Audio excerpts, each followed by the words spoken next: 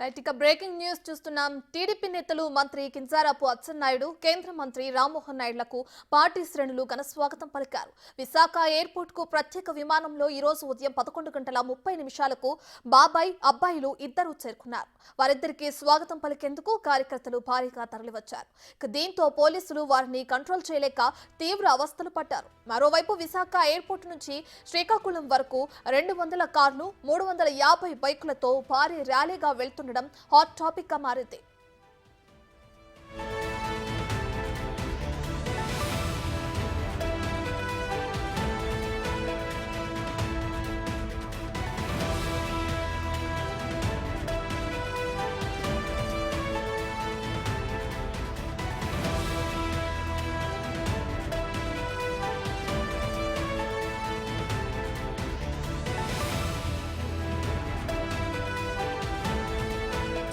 TDP నేతలు మంత్రి కింజరాపు అచ్చెన్నాయుడు, కేంద్ర మంత్రి రామ్మోహన్ నాయుడులకు పార్టీ శ్రేణులు ఘన స్వాగతం పలికారు.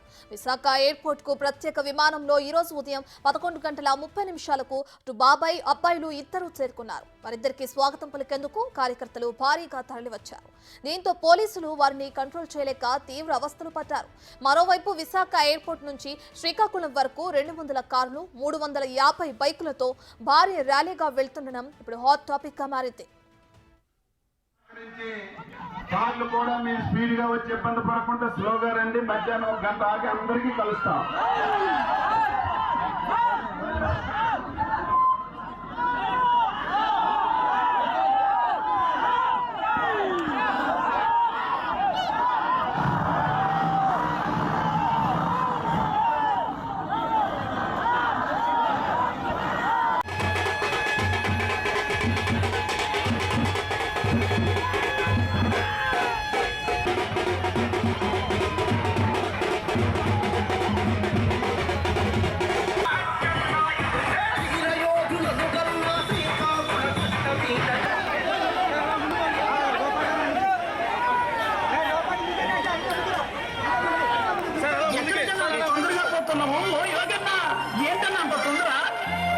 శ్రీకాకుళం ఎంపీగా కింజరాపు రామ్మోహన్